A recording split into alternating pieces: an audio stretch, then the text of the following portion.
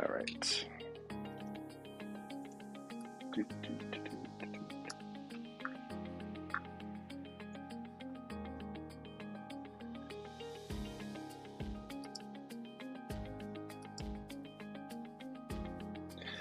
Merci, Katrina. Okay.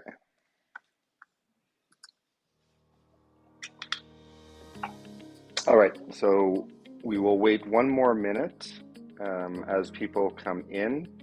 The meeting is being recorded, so we will be following up to those people who have registered and were unfortunately not able to attend.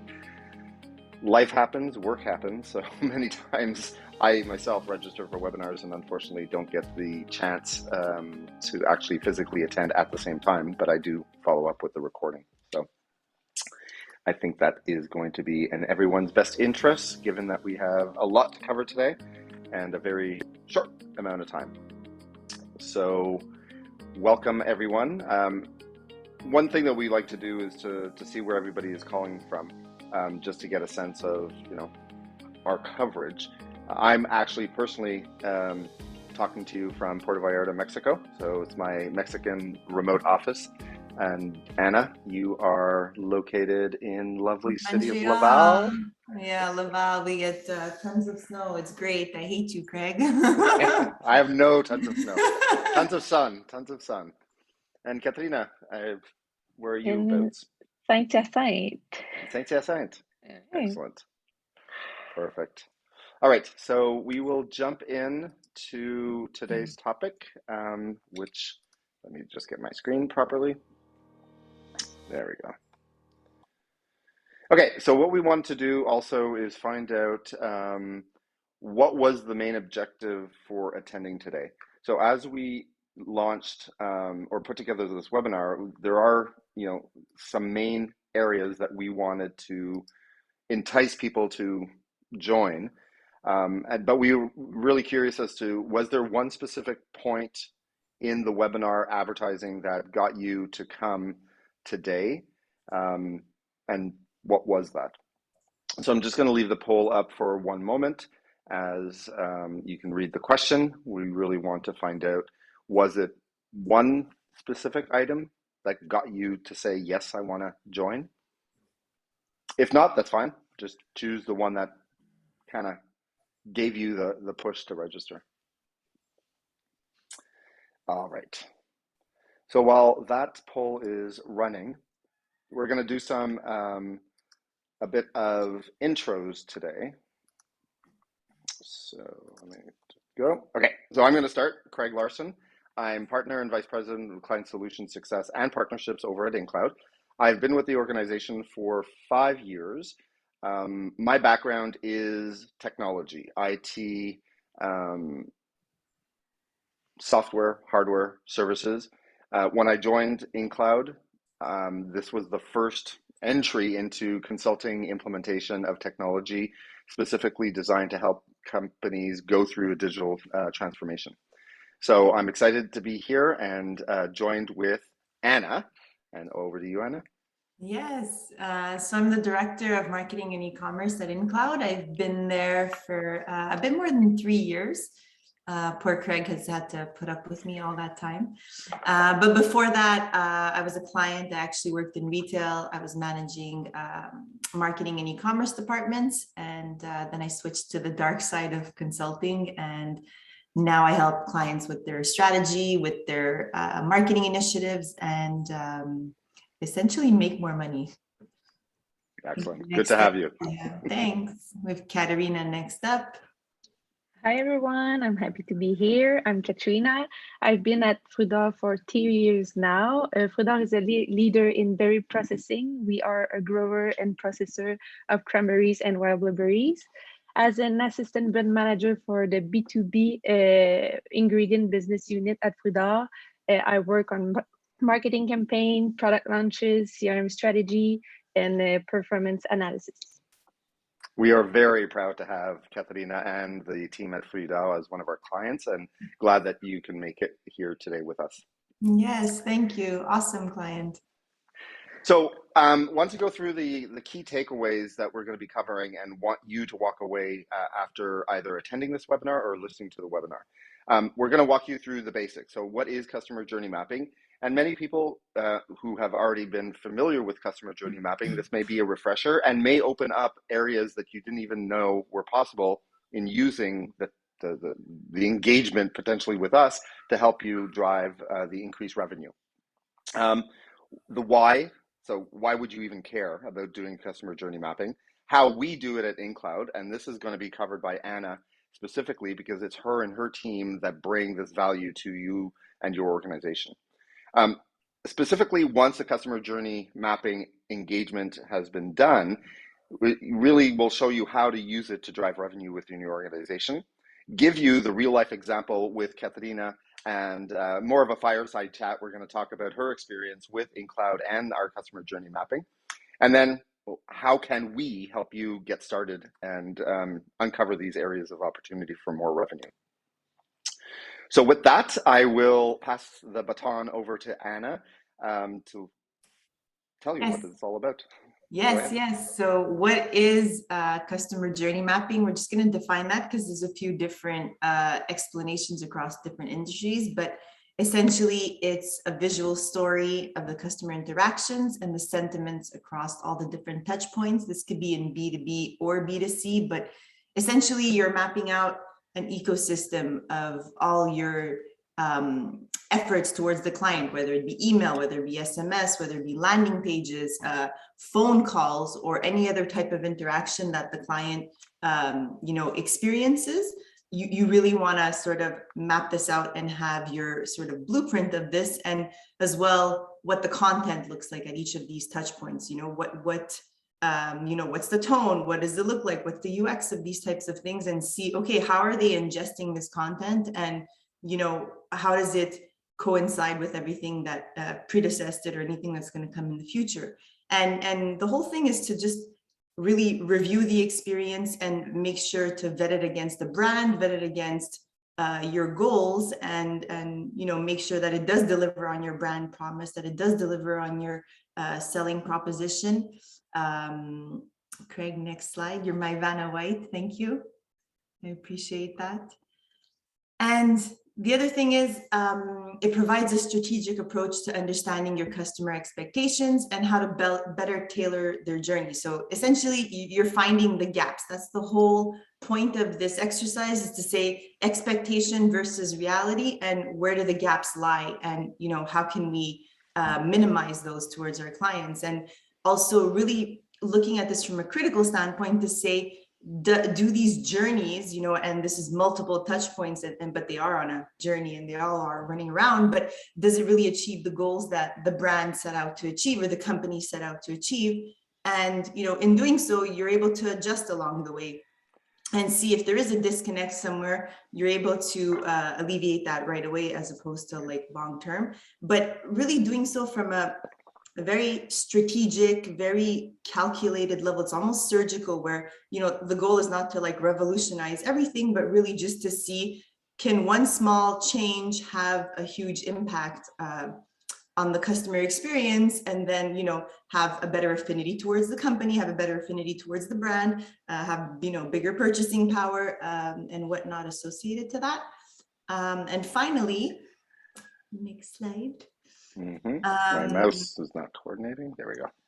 It's the Mexico mouse. Yes. And finally, it's really, the benefit is by stepping into the customer's shoes, it allows you to scale faster, so it increases collaboration. Once everybody's aware of what the journey is, you can better collaborate with other departments. Other departments can also have, or other teams can also have, a better understanding of the reality of marketing, the reality of sales, the reality of IT. And really break down those silos. And we see that with a lot of our clients, that they tend to be very siloed in their approach, and it doesn't help you scale faster when you're working in silos. And also, when you do have a grander blueprint and everybody's aligned, you're able to fix and focus, and you're able to get where you need to get a lot faster because everybody's on board. People aren't rowing in different directions. It's pretty clear. And yeah, so in a nutshell, that's what a customer journey is. Excellent. Thanks, Anna. I think one of the, Anna laid the foundation as to what is the customer journey mapping exercise. So putting yourself in your customer's shoes, evaluating their engagement with your organization throughout their life cycle, Mhm. so that you can, scale faster and uncover those areas that you may not have thought of if you didn't put that customer lens or understood what your customers were going through. And when we talk about customer journey mapping, there's a misnomer that it deals only with retail organizations. It doesn't, Mhm. because everybody is a customer, whether you're in your personal life as a consumer, or if you're a buyer at a company, or you are the one evaluating dealing with another company. Everybody is a customer in one way or another. So Mhm. understanding now why it's so important. I mean, we touched on the importance of putting your lens of the customer, but it's really how do you take um, the experience that your customer is going through and elevate that to then cause more revenue because they will tell two friends and so on and so on, as the old cliche goes. But we'll talk about, specifically 80% of customers now defined, and these statistics were taken from a myriad of studies that have been done over the past 2 years by Salesforce, Deloitte, KPMG, and Accenture. So we summarized the findings of all of these research papers to bring you some facts as to why we believe it is important to use customer journey in your business. So 80% of customers now consider the experience that they have with an organization just as important as the product or services that they're acquiring from that company. So it really talks about if you have the exact same product or service as your competitor, the engagement process that your customer have with you will dictate where they will naturally go to. So if you look from a customer perspective, how that engagement shows up for your customers, that's where you're going to find a lot of value. And 86% of those customers say that they're willing to pay a bit more for that product or service if the engagement or the experience is more delightful, easier. So, again, understanding what your customers go through with your organization is really paramount. 73% of also buyers have determined that the experience will drive their buying decision. Just think about you in your personal life when you do anything. If you have a hard time buying something, booking something online, going to, never being able to get an appointment because they don't have an online booking tool or whatever the scenario will be, your likelihood of using that as a deciding factor for your next purchase or your next, vacation or bank that you choose or whatever, that will come into play. And I So, think, just to yeah, interject, go I ahead. think like that's really relevant. I just experienced this week. I was trying to plan a dinner with my girlfriends, and we were trying to decide on a restaurant, and the some were so vehemently against a particular place that they're just like, no, last time I went there, it was horrible. And like, we're not going there. And I'm like, but it's usually good. Like, why can't we? But these are the types of things you remember, and I mean, a restaurant's a Mhm. silly example. We're not talking product or whatever. It's really a service, but the group chat turned into 45 messages for nothing. Like I'm like, do I have to do a poll, or like it's just dinner, guys? Like, and it really just shows you how like some people are, maybe it's just my friends, but maybe some people are just really a bit too emotionally attached to the outcome of anyway. I just short No, but anecdote, but like it, it's those anecdotes are very true, because more and more as we become more setting the expectation in our own personal life, when what we Mhm. do, we are wanting that same experience in our work life. So when you are, booking a restaurant, it could be for a business meal, you're going to have the same thing. The Yeah, context is different, but the yeah. experience is still identical. So this slide, again, I'm not going to read all the numbers, you guys can read it, but when we talk about B2B, there is a convergence of how consumerism is moving itself in the business world. Mhm. As the baby boomers and us older people are transitioning out. We have younger people moving into, the enterprise, and the expectation of how to leverage technology or how to Mhm. provide that experience to their customers, that is becoming the norm now. So we look at something in our personal life, and again, I always do analogies. I don't like to talk about shop or business related things because we're all human and we all kind of use our personal experiences to determine or to kind of validate what we're doing in our professional life. At least I think I do. So I used Uber as an example of how the customer journey has revolutionized, or Uber used it to revolutionize getting from point A to point B. Because the taxi industry was the way that people would move, aside from getting in their own car, from point A to point B. Uber, and what I'm talking about, I don't work for Uber. I did not interview Uber. I'm using this as an example to illustrate how customer journey can bring about areas that you did not even think were possible for your specific business. So again, how do people move in the past from point A to point B is they would walk outside, hail down a cab, and say, okay, let's go, and give the address or the direction to where you wanted to go. When you look at it from a customer journey or an experience perspective, some things that you start saying is like, how do I find a mode of transportation, and how do I change the way in which I find that mode of transportation? In the taxi industry, you had to go out, yes, or you can call and wait on the hold until the dispatcher picked you up. But Uber kind of said, let's revolutionize the way the access to a car. So they developed an app that shows you, okay, where the cars are, how long you would have to wait. And they took that as the starting point to say, okay, now that I'm going to change the way that I offer the experience of to someone from going to point A to point B, how do I keep on through that journey of moving that person from point A to point B? How do I now uncover other potential touch points in my experience for that consumer?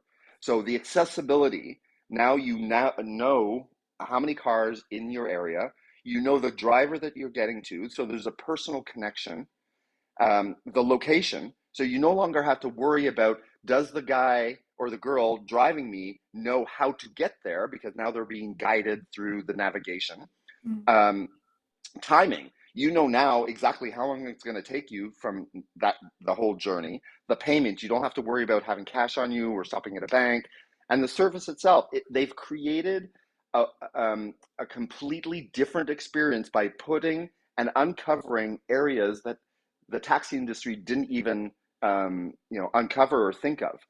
Even when you go to create that whole rating of the driver and rating of the passenger, they've created a way to increase the engagement or the entanglement. So now, I don't know about you guys, but sometimes my friend and I say, what's your rating now? What's your rating? And it kind of forces you to become, well, I'm going to be, super nice to this driver because I want him to give me a good rating to get my score up. It's like almost a gamification. But also the other thing that they started doing is, how many times did you forget your keys or a wallet or whatever? Now you know exactly, and you have a way to get those lost items back. In the taxi industry, good luck. And that the customer journey doesn't stop. It's never an end state. So you do a customer journey and you uncover areas of opportunity, you can continue doing that. So Uber, what did they do? Okay, we got from point A to point B, bringing people. What about bringing food for people from point A to point B? So Uber Eats came about. Then, hey, maybe people don't want to order from a restaurant. Maybe they're just missing a carton of milk or a bag of sugar. They added Corner Shop to their, the grocery list. So the examples go on and on. So how do you use customer journey for your business to disrupt what is being done or how it's being done in your industry?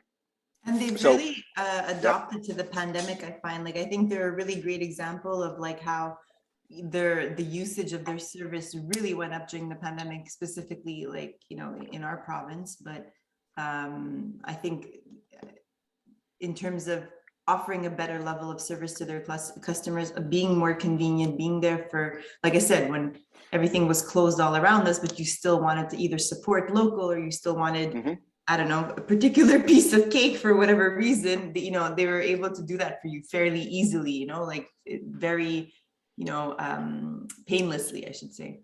No, exactly. So, you know, the old adverb, you know, what got you here won't get you there. So the way your business has been operating and the experience that they've been offering your customers, you may have been extremely successful. But if you want to scale to that next level, it behooves anyone not to step into the customer's shoes and experience and uncover those areas that you can now increase. So even Uber Eats, right? Now they started saying, hey, if you don't want me to deliver your food along the way with other people, you can now pay a priority, $1.79 in the Montreal area, to have the driver directly drive your food to your door and not have to wait along the way. So they also saw an area to uncover opportunity, and this is exactly what we do with our customers. Is like, where do we could potentially uncover some areas of revenue opportunity? So I want to take another quick poll in terms of, you know, what's your level of experience with customer journey mapping? So I'll just take, you know, 30 seconds or so. You know, either you've done it before or you've never heard about it. That's why you're here today. You've never tried it, you know it. But again, part of what we do at InCloud and the customer journey mapping is to help, you know, identify that entire life cycle of your customer with your organization. And I'm going to talk a bit about where you start, because the life cycle with a customer, it could be from awareness all the way to renewal, right? So a customer journey exercise does not, it's not a science saying you have to start here or you have to end there. You can, in areas of concern or areas that you know that you're deficient as an organization. It could be the marketing, could be sales, could be customer service, could be your e-commerce, could be your, you know, your installation if you're in that type of business, or your professional services, right? Your delivery. So that is where we will hopefully shed some light onto the value of that. Okay, so now we're gonna pass it back over to Anna for her to, oops, I just stopped the share. I clicked the wrong button. Hold on. We don't want to show you how we do it. Yeah, no, that's it. That being said, how do we do it? You know, we have an approach that works really well for us at InCloud. I think it's switched. There we go. Thank you.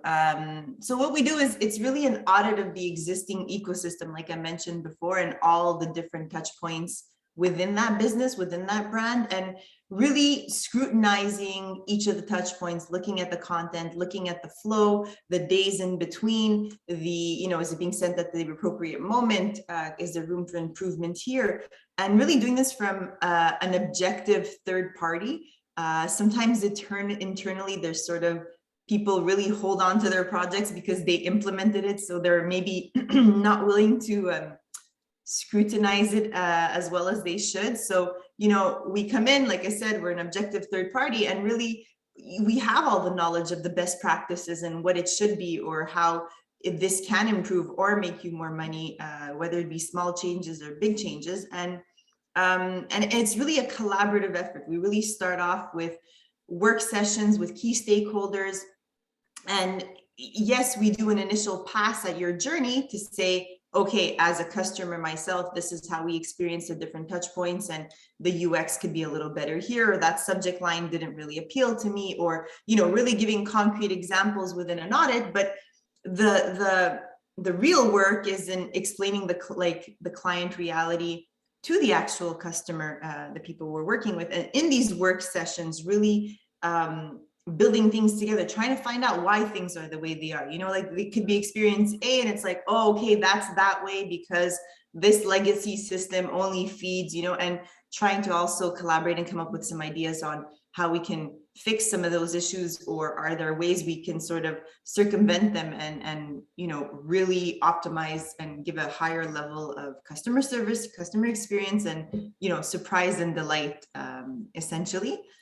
Next slide. So once we do that, like I said, we present the findings, we propose the optimizations. Some are quick wins, like I mentioned, very easy fixes. Others are more longer term fixes, but at least they're sort of on the radar now of the business. And we basically outline everything. It's sort of, we create a blueprint for, it's like when you're building a house, you have the architectural blueprint of the house, and you've met with like specialists and an architect and designers, and they're telling you, here's the frame of your house, and the windows should be there for optimal lighting, and you should have this cool little vacuum thing under the counter, and you should, but basically the builders, when they come in, everything's done for them. They literally just have to build it with the best possible materials, but there's no thinking, there's no, questioning at that point, because you've worked with experts to really optimize the blueprint as much as possible. And what it also does is it delivers a very, for the business, it delivers a very clear vision of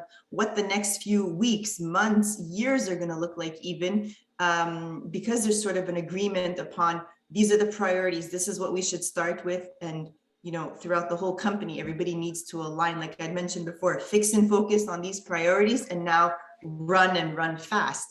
And then obviously there's the getting down to business and actually tactically getting this stuff done and tackling every single one of the projects, and really, not just saying, hey, these are your priorities, good luck, but actually helping them with the tactics and giving them some ideas on how to support them, and actually, as well, being another body in that process to help them execute their plans.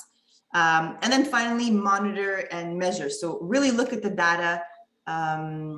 We've hopefully helped them implement more data points as well, if that's possible, but really giving them a plethora of data sources to then be able to say, it's no longer opinion, it becomes data driven, and this is how you continually improve. You constantly change something and you measure, you change and you measure, but eventually you're seeing sort of an uptake on that. And I think this is also to break this mentality, like especially with journeys and automated marketing. I feel like we've gotten a bit complacent, and it's a bit of a set it and forget it mentality, or like, oh my God, it's done, I never want to look at this again. But the whole goal is to sort of don't let these fixes add up, because then it becomes this giant daunting task. And at that point, then we're really in hot water. But the goal is to really fix little things along the way, and always vet it against your grander customer journey. The customer journey is really a step back to see everything. So any new initiative that you do, any change that you want to do, if you vet it against the bigger plan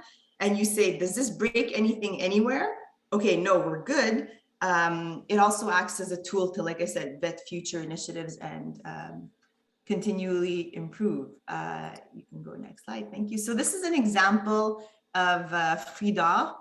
They allowed me to show you the customer journey, just so it's a little less conceptual. If you could play the video, Craig.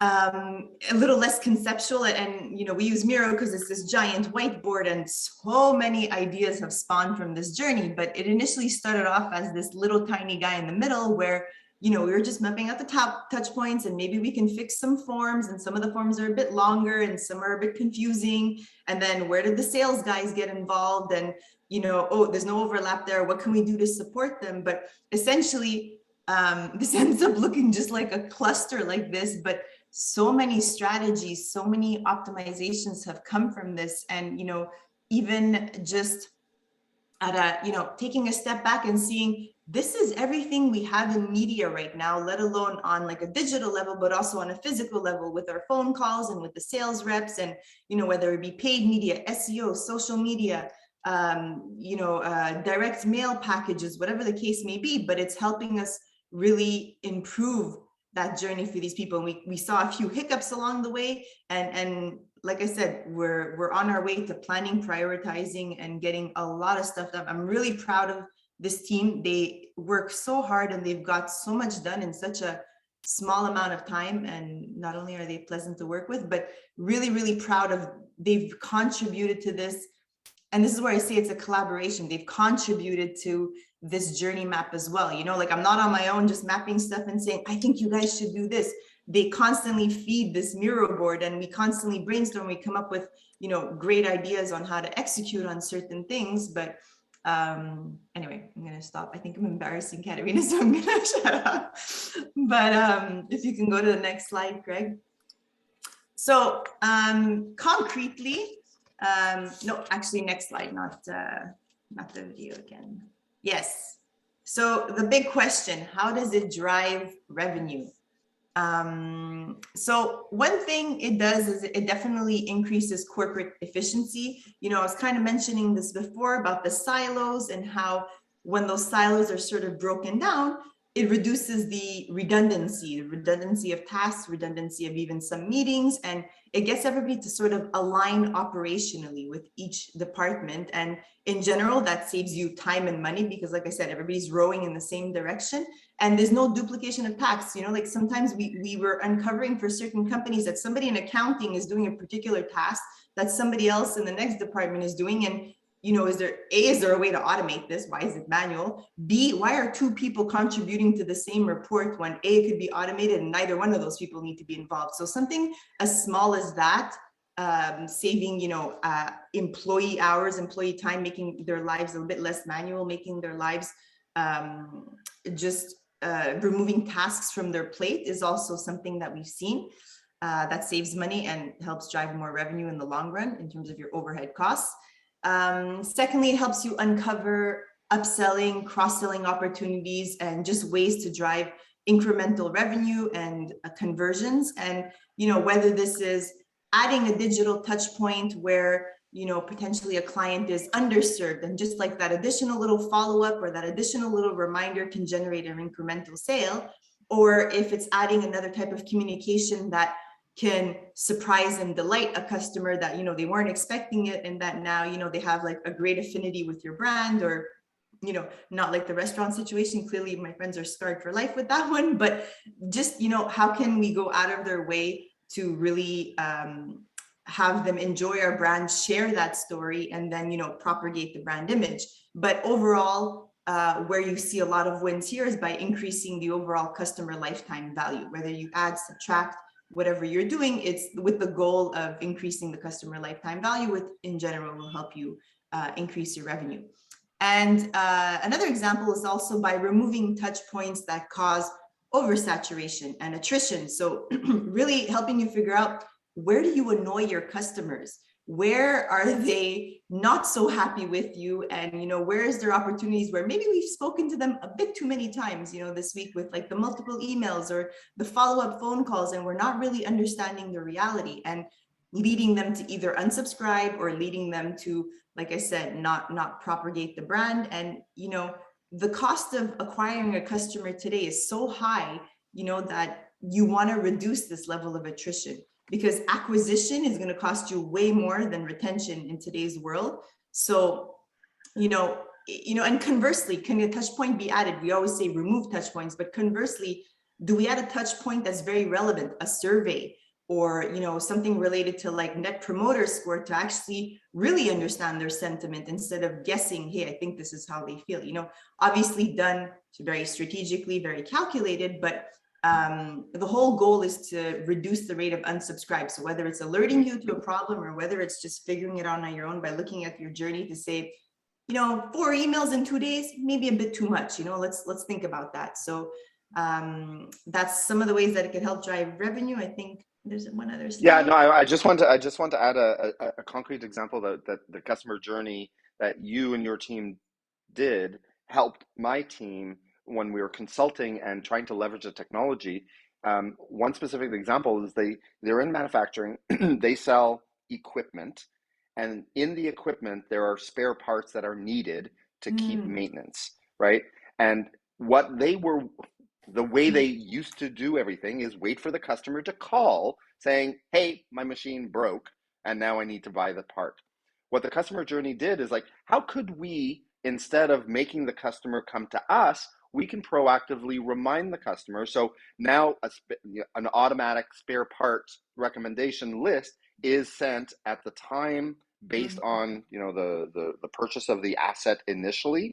the amount of time that normally the wear and tear happens. And then they proactively now issued a new touch point, to Anna's point, to say, hey, maybe you should have this in your warehouse just in the event that when the time comes, you don't have to pause and wait for the order to be fulfilled. So all of that to say is, when you look at your customer journey, as Anna said, it helps force you to see how you can improve that experience for your customer to make more revenue. But it's not, yes, it's to make more revenue, but it's also to elevate the relevancy and the pertinence of your communication to the customer, right? Because you want to not oversaturate. You want it to be contextualized to the reason why you're sending it, so that the customer is more able to consume that information, saying, hey, yeah, that's right. Look at Amazon. When Amazon created, and now you get product recommendations, I get reminders for things that, hey, you didn't do the reorder, maybe you ran out, and now it adds value to my personal life, and I like that. Business buyers or business people are us, right? So there's no reason why we can't do that within our companies for our own customers. Totally agree. Okay. Just to continue on that, so some of the other ways it helps drive revenue is really uncovering opportunities to switch devices or platforms to better cater, so like Craig was just saying the example of Amazon, like, what if you're not an email person? What if you prefer to get SMS updates? You made a purchase on Amazon, but then you want like an SMS update or something with regards to your purchase, as opposed to constantly checking an email, constantly checking, another source of data. Or what if, you're not, you prefer desktop versus app? When I'm shopping on Amazon, sometimes I prefer shopping on desktop because I want to look at things and the pictures are bigger or whatever, not because I'm old, but in general, I just want to look at the pictures to shush, Craig. The point is, once I make the purchase and I've looked at 60 billion versions of something and I'm ready to make my purchase, after that, I'm not going to go on desktop and constantly check where my purchase at. I'm going to use the app, and I'm going to, so it's really understanding at which point is most convenient for the way your customers are browsing, the way your customers are experiencing your brand. And like I said, it's not just digital touch points, it's the in-person touch points. Hopefully there'll be a bit more of that now that the pandemic is starting to cease. So it's really factoring in the in-person meetings, the phone calls, the sales reps that are actually getting on the phone, and what does that look like, and what's the follow-up via email after that, and how branded is that? And these are all just very minor examples, very common examples, but it's really, we cater this journey to the reality of, the client that we're working with, and really help them. Like I said, it's advice specifically catered for them. It's not just generic little, maybe you should do this thing, So I think that's what brings in some of the value with the customers that we work with. And in general, it helps them to improve their customer experience and their service levels, So like really lift up the hood and see, are you getting bad reviews anywhere? And are your customer service agents constantly getting the same types of phone calls? Is there a reoccurring issue that they're seeing that maybe we should tackle? Or what's the level of, I'm going to say, politeness that the customer service agents are met with? Is it very angry, disgruntled customers, or is just mildly annoyed people? I mean, people rarely call customer service to be like, you're doing great, and I just called to say hi, So it's really tapping into that resource as well to see where improvements can be made, and really also figure out like, who are your VIP customers, like improve the customer experience for them, the people that spend the most money with your brand. And like I said, we're talking very revenue driven here. It's not just about the money, but kind of is about the money. And how do you treat this like segment of VIPs or top tier customers maybe a little better? Maybe you offer them perks, maybe you just sort of set them apart from the rest of the people. Or I'm saying that segment, there's other segments that can be created from this, but how do you maybe segment your different groups of people to really specifically cater content to them? And once again, always going back to surprising and delighting them. And the final point of how it could help drive revenue is really helping you build, prioritize, and adjust for a digital roadmap. So this is sort of that long-term blueprint that we're talking about everything you need to tackle, but then the technology associated with meeting that. What's going to be the budget needed for some of this stuff. What are the different headcounts you're going to need in the future? Like, what would your future org chart look like if you keep going along this path? You know, there's this digital transformation roadmap. This is the type of stuff that the IT people love and the marketing people hate. But you know, it's the whole long-term planning. Like, marketing just wants to get through this week, and IT is like, yes, I want to know 15 years from now what I'll need to buy and implement. And if I know it now, I can, you know, so it's really funny to see the dynamic of those two groups sometimes. But that being said, it helps everybody align. You know what I mean? At least we're all headed to Rome. Some people are going to be on helicopters, other people are going to be on cars, and some people are going to be on scooters. But the point is, at least we all know we're somewhat going to Rome, you know? And there's real power in that. And I think it's often underestimated. It's not just like little squares on a giant whiteboard or whatever. It's really the strategy, the tactics, and empowering your employees to sort of contribute to this and work towards this. And the alignment that happens with that is I feel like the power is often underestimated. And then like when they actually do it, they're, you know, their minds blown a little bit, you know, but anyway. Yeah, and just to add on that, Anna, it really helps. The customer journey is the first step in helping build and prioritize that digital transformation roadmap. Because if you don't have the technology or the systems to support that experience that you want to deliver, or you don't even have the processes established that will, again, support it, you end up creating like you're not able to deliver that experience. So if you think of going back, you had a telephone to make calls. You had a Walkman. I don't know if everybody can relate to my analogy, but you had a Walkman or a Discman or an iPod to play music. And then all of these technologies, because Apple, I'm going to use Apple as an example, wanted to simplify the experience of the user using their devices. So instead of now you having to buy different devices, you have one device that you can multitask, if you will. That is what the customer experience, the journey mapping does for people like me and my team that consult from a technology perspective. Is saying, how can we enable your teams without having to swivel chair and use different devices to deliver that experience that you've defined? So this customer journey mapping to define the experience is just the first step. The second step is then looking internally, saying, are we structured, to Anna's point, the org chart, are we structured to actually do this? Like, when marketing comes up with these leads, are sales receiving them and doing what they should be doing? This is all defined in the customer journey in terms of what we want the customer to experience. I want the customer to, wow, this communicate. I want to get in contact with Frida. And then right away, a sales rep will, schedule a call or do whatever task they've defined in the customer journey. But this really gives you that blueprint. And if you don't know, it's like if you want to drive from Montreal or Toronto to Vancouver and you don't forget GPS, okay? Forget the phone exists in your hand. But back in the day when you wanted to drive somewhere, you had to plan how you're going to get there. No difference with the experience that you want to define for your customers. If you don't plan that experience, you're just going to be throwing stuff to the wall to see what sticks. Again, a bit diversion, but I thought it was.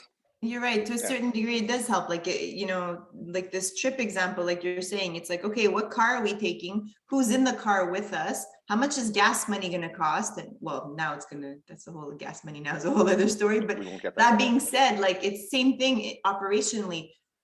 How are we going to do this internally? Who's going to be involved on these projects? What's the type of budget we're going to need for these projects? And what's the return on investment? You're able to calculate, okay, the spend is this now. At what point are we going to see a return on investment? Is it immediate? Is it long-term? And just knowing that, I think, and explaining that to like your executives is already, showing that you've thought this through and there's like a game plan here. It's not just, we have to send an email because we have to send an email. So like, just send it. And, like it's marketing departments I find are often rushed to just do things that are not as calculated as they should be just because of the nature. It is what it is. That's just the nature of marketing life. Yeah, but exactly. This already kind of gives you a sounding board for pretty much all the efforts you do, and it's done once. in such a way that you can constantly vet it against it. But the heavy lifting is done, at least for most of the initiatives. You can definitely tell that we're passionate and we really believe in what we're talking about. So just looking at the time, I want to make sure that we cover everything. And the first part now is getting to Katrina, who has agreed to be part of this panel, to have her share the experience that she and her team at Frida has had with us. So I'm just going to quickly, this is Frida. So this is one of their cranberry marshes, I believe.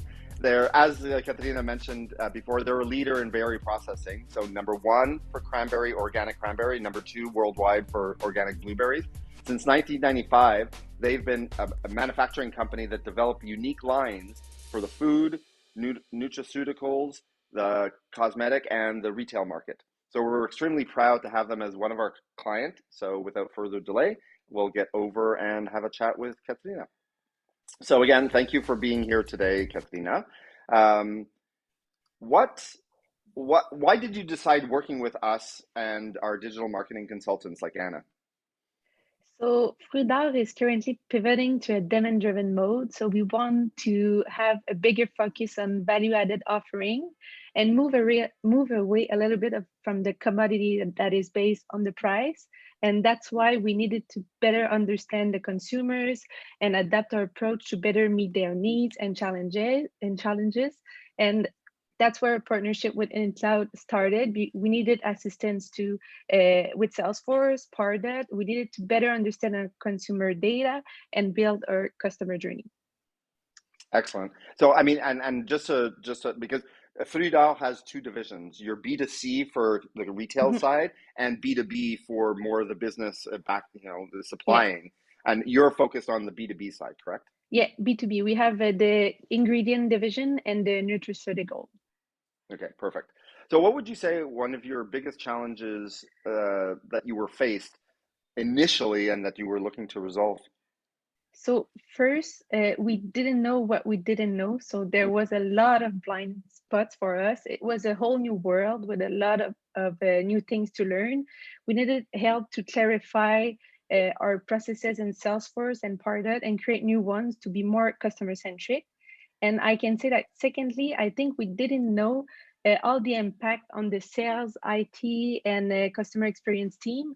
So it was we thought that it was mostly a marketing effort, but no, it's an interdepartmental project. So we needed help to better activate the collaboration between the sales and marketing team. And I think that Anna spoke to that earlier when you said, when you take a step back and you look at the entire life cycle of a customer, the customer is not dealing or wanting to deal with individual departments. They want to deal with the organization.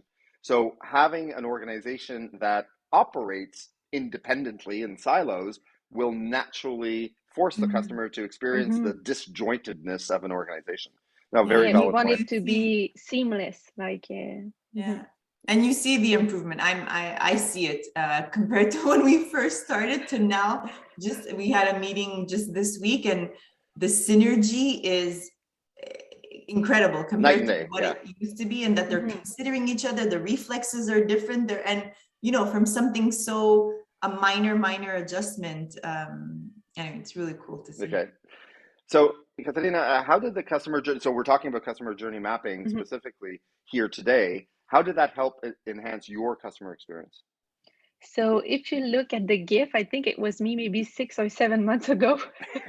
So when you see all the things, so when you see all the things that need to be done, it can be overwhelming sometimes.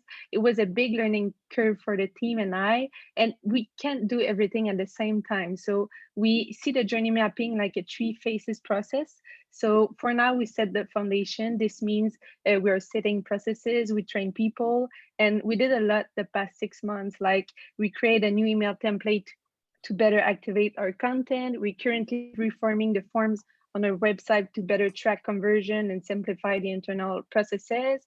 We create our first campaign in specific journey for a product launch with a landing page, and we create a specific journey for trade shows. So these are some examples of what we've done. And when the foundation is solid, then we will be able to be good and then be great. And by great, we mean that we will be fully automated or automate our customer journey. And Excellent. Yeah. Oh, sorry. Go ahead. no, you can go. No, I was going to say it may come across as it's a lot of heavy lifting. Mm-hmm. And we won't lie, it is a lot of heavy lifting, but I think what has been shown is that heavy lifting will become easier as time goes by. Mm-hmm. You know, it's like anybody starting to work out for the first time. It's not fun when you first start lifting weights or, you know, doing exercise. It is heavy lifting, but it does Mm-hmm. get progressively easier the more muscle you build, the more momentum you build, and the more confidence that you build in yourself. Mm-hmm. And no different in the business. Excellent. Well, thank you very much for those real life examples, and hopefully that brought a bit more qualitative information to what we've been talking on the theory side. Mm-hmm. So we want to take a quick poll now just to find out, have you done any customer journey mapping since the 2020?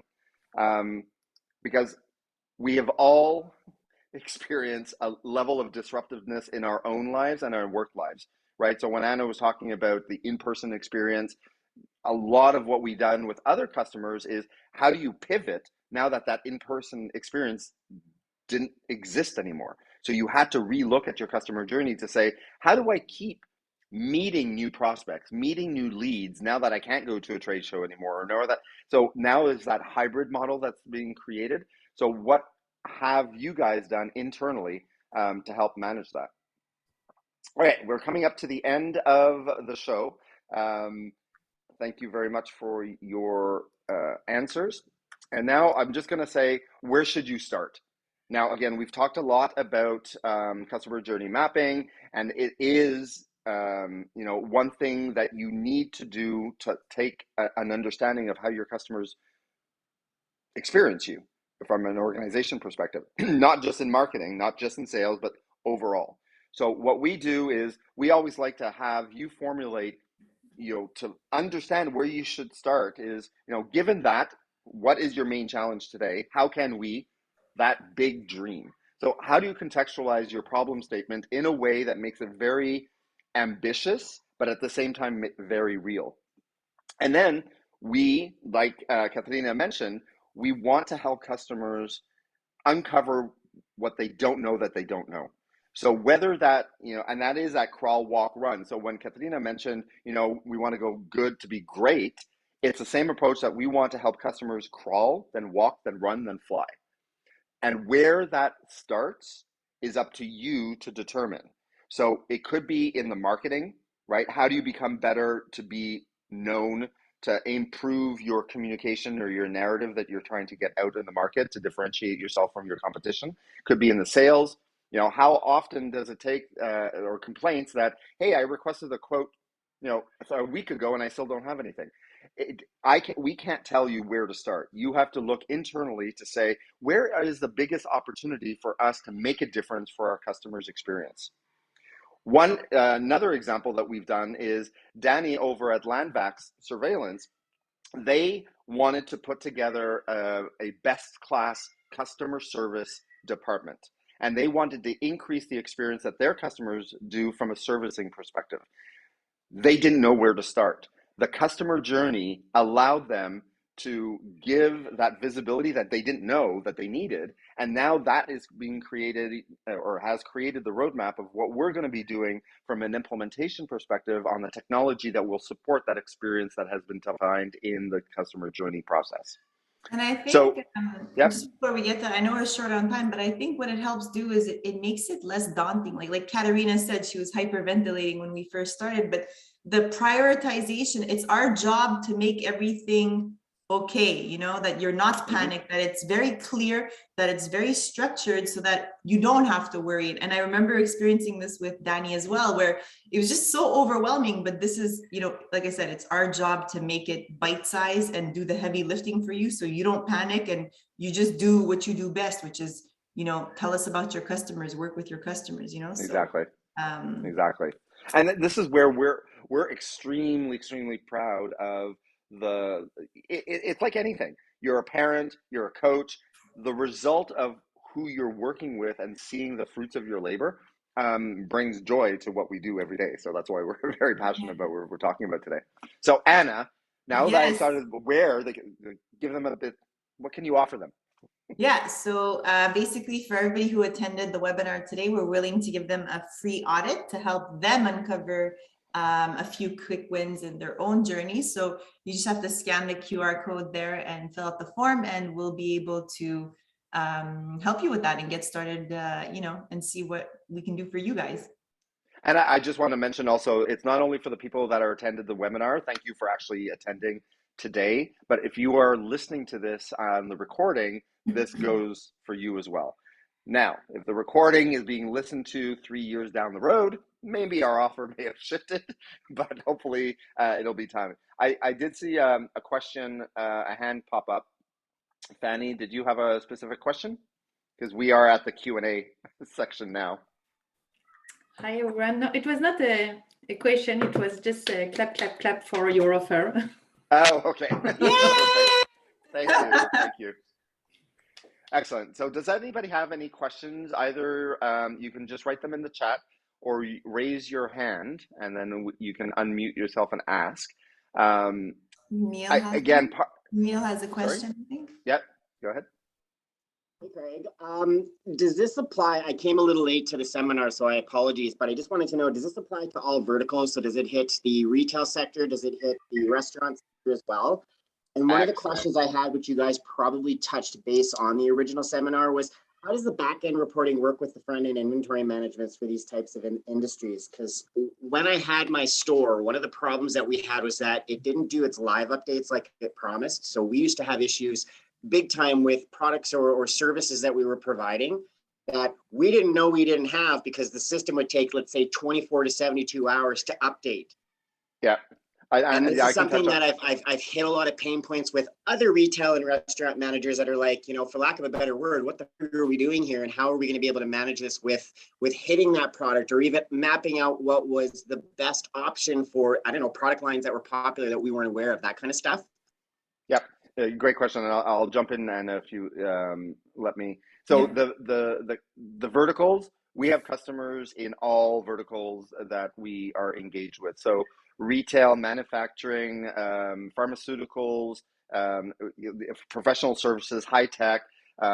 We haven't gone in the restaurants. We have done hotels. I haven't personally done any restaurants. But what you're talking about is what we talked about earlier, is the disconnectedness between the experience that you want to offer, the process that you need to have in place to deliver that from a people perspective, and then from a technology perspective, what technology and how does the data flow through the experience of everything that we've defined to give you the information that you need at the right time. So when you talk about, inventory management, we have another customer that part of the challenge was when they were speaking to their customers after they've gotten a good lead that was qualified, sent to the sales rep, and now they were actually talking about the product that they were interested in, they didn't have real-time information of if the product was even in stock or not, right? So that disconnectedness of, okay, the experience is that you want to have real-time information to say, I have this product in this color, in this size, at the time the customer is asking you, there was a gap between that experience and the technology to allow you to enable that experience. Yeah, so, and to Neil's point, like it wouldn't be a surprise, right? Like that's the whole point of mapping this out so that nothing is a surprise, that you understand the reality. And, if there is a 72-hour delay, maybe so be it. But if not, if that's critical, then how do we alleviate that immediately? Or how, like I said, nothing should be a surprise when you do the customer journey. Everything should just be, that's the whole point of documenting the entire ecosystem. Like I said, it seems like a very simple experience, but Katerina could attest to the fact of what comes out of there is shocking sometimes. So yeah. So hopefully, I know we're at time. Hopefully, Neil, that gave you a bit more of an answer, hopefully that you were looking for. So with that said, thank you very much for everybody's participation in today's session, or if you're viewing this on nights or weekends with a glass of wine, hopefully.